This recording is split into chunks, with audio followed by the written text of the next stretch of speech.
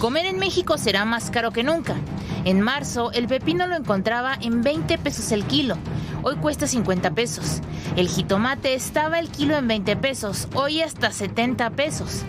Ni se diga el chile serrano, de 40 pesos subió a 100 el kilo. Y la papa en un mes subió el doble, de 20 a 40 pesos.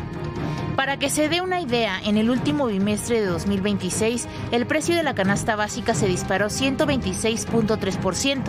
Las familias mexicanas necesitan casi 5,000 pesos al mes para comprar los productos y servicios de la canasta básica. A esto hay que sumar el posible aumento del precio de la tortilla.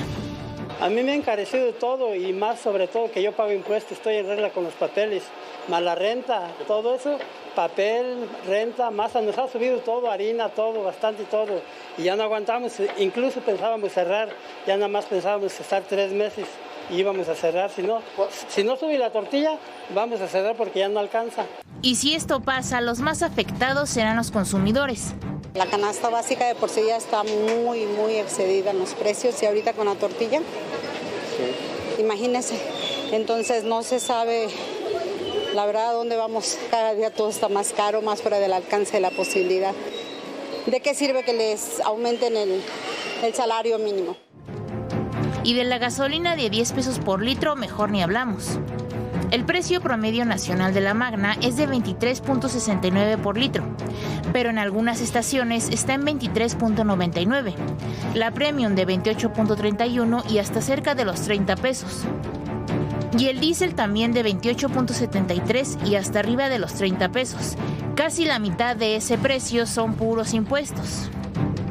Estas mantas deberían estar dirigidas al gobierno, que sí puede bajar los precios si elimina los impuestos absurdos como el IEPS. Para tenerlo claro, un litro de Magna cuesta 24 pesos, 6.7 pesos son por el IEPS y 3.5 por el IVA. En pocas palabras, más de 10 pesos por litro se los queda el gobierno en impuestos. Sube la gasolina, sube la canasta básica, subirá la tortilla, todo sube. Azteca Noticias. Todo sube y en el gobierno están muy buenos para lavarse las manos. ¿Qué dice la gente? ¿Cómo lo está viendo la gente? Salimos a preguntarles, con esto nos encontramos. ¿Qué opina de que pueda costar el kilo de tortilla hasta 26 pesos?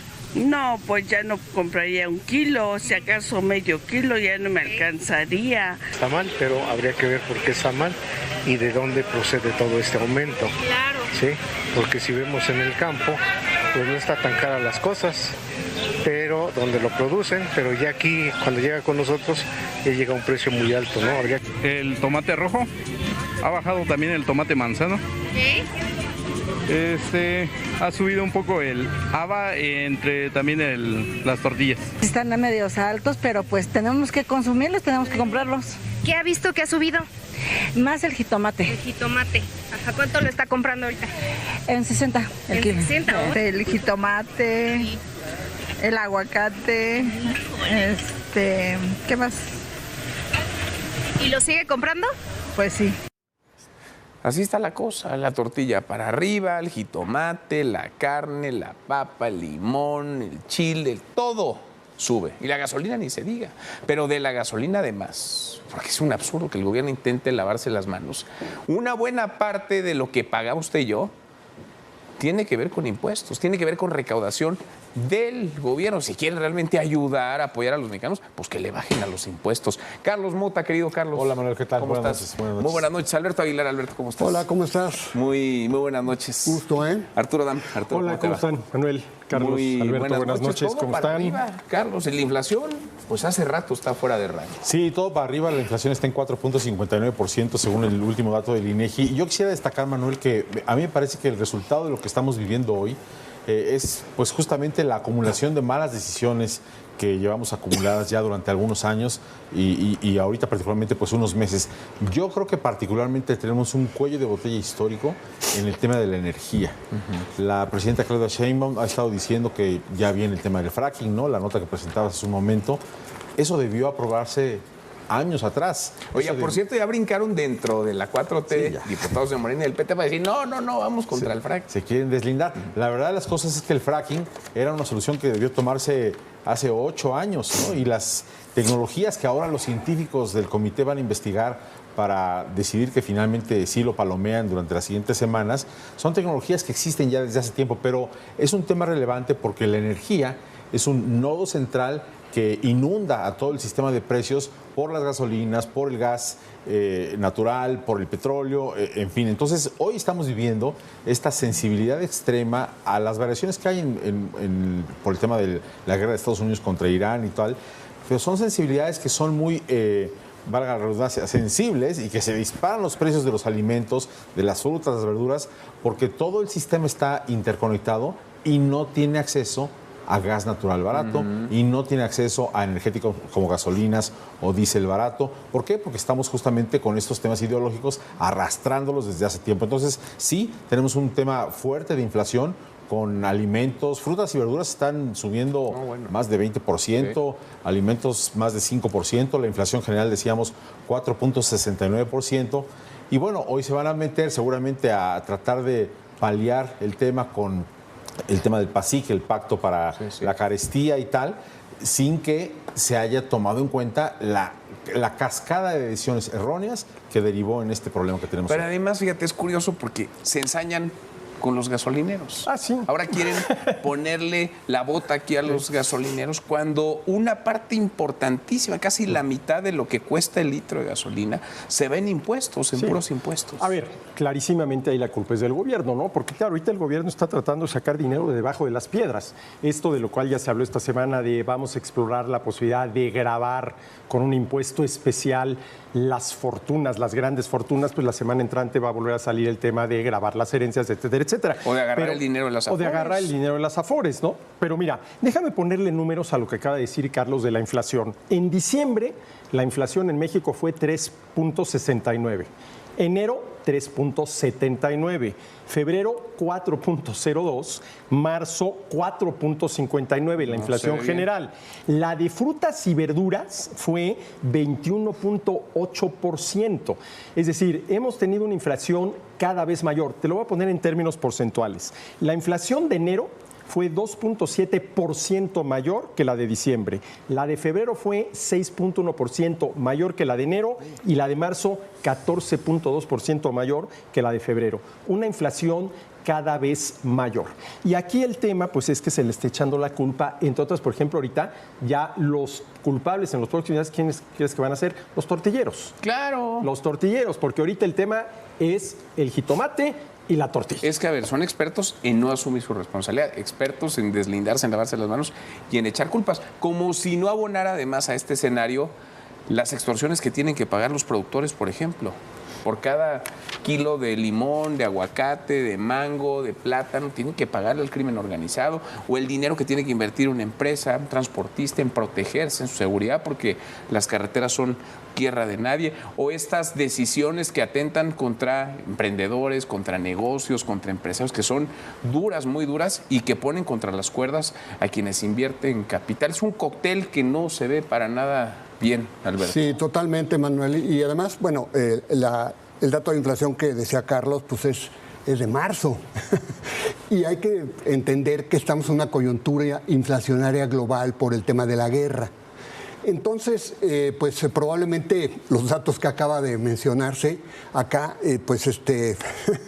van a ser mayores en abril. Y entonces, bueno, pues el gran reto ahora es el tema de la canasta básica, ¿no? Fíjate, tengo algunos datos así desglosados de lo que ha subido, por ejemplo, el jitomate. Trae un crecimiento anual del 87%. El chile serrano, para nuestra salsita, 68% anual. Lechuga romana, para nuestras ensaladitas, 29%. Papa blanca, 29%, pepino, 13%, cebolla, 24%. Frutas, por ejemplo, la papaya, 14%, el limón, que lo utilizamos tanto los mexicanos, 24%, uvas, 8%.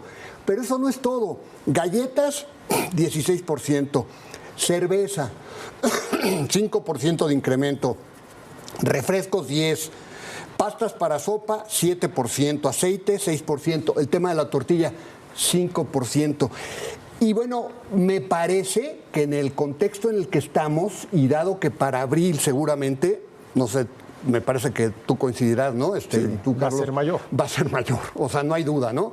Entonces me parece que tenemos un problema porque el tema de la canasta básica, que se trató de proteger con este pacto, como símil del pacto de solidaridad, pues no va a funcionar. Y me parece que el asistencialismo que se está dando hoy en día ya no está alcanzando. No alcanza. Entonces estamos en un problema muy serio. Porque además el gobierno ya se acabó el dinero. Ya se acabó. Están viendo de dónde aparecen más. Además, fíjate, en el tema de las gasolinas es un tema, es una puerta, ¿cómo te diré? Falsa. El tema de la gasolina, el famoso subsidio al IEPS. Sí. ¿Por qué? Porque al final de cuentas eso no te va a contener la inflación, no. Claro que no. ¿Por qué? Pues porque tú traes inflación en fertilizantes, traes la disrupción de cadenas productivas por el tema de la guerra y traes un montón de problemas de logística. Mencionabas la inseguridad, los derechos de piso, las extorsiones, claro. No se puede circular en las carreteras en nuestro país. Entonces, es un problema verdaderamente serio, es una bomba de tiempo, decías tú, Carlos, muchos componentes, pues estos componentes se están reuniendo y va a ser peor la inflación en las próximas Súmale semanas. Falta de certeza jurídica, bueno, eso. La falta de llegada de capitales, de inversión. Exactamente, es un cóctel realmente complejo. Si haces una revisión de cómo está el precio de la gasolina el día de hoy, el diésel y tal, hay varios municipios en donde no se respeta esto de los 24 pesos por litro, ¿no? Hay muchos que sí, pero muchos que no. Yo creo que estamos además al borde de un precipicio en este tema de la gasolina porque el precio del petróleo está oscilando entre 92, 96 y luego hasta 105 dólares por cada barril, y esto seguirá presionando el tema del subsidio al IEPS, que es un costo elevadísimo para las finanzas públicas. Eventualmente podría implicar ya recortes al gasto. La propia presidenta ya pues dijo un poco que podría ocurrir estos recortes al gasto en la mañanera de anteayer. Y creo que sí tenemos un escenario en donde el gobierno no ha querido reconocer que ha tomado malas decisiones de manera acumulada, basadas en su ideología, porque así como la ideología del fracking hoy se les está desmoronando frente a toda su propia base de electores, pues hay otros temas, ¿no? Como por ejemplo los transgénicos. La productividad en el campo por hectárea de maíz sembrado en México está limitada por el tema de los transgénicos. Y además importamos cualquier cantidad de maíz amarillo de Estados Unidos para forraje y muchas veces también para consumo humano, que es transgénico. Es decir, en México tenemos por ideología este tipo de limitaciones mentales que derivan después en que no tenemos la capacidad de reacción cuando hay coyunturas globales que nos ponen a subir los precios como a otras partes del mundo. Entonces, sin esa capacidad, ¿a quién le echa la culpa el gobierno? Como decías, a los tortilleros, a los intermediarios, a los que están haciendo un negocio legal, legítimo, sí. y además el gobierno tampoco es que sea muy proclive a aumentar el emprendimiento, la libre competencia. Oye, ¿y las soluciones que ponen sobre la mesa para que pagues menos por la luz? Pues usa menos luz. Sí.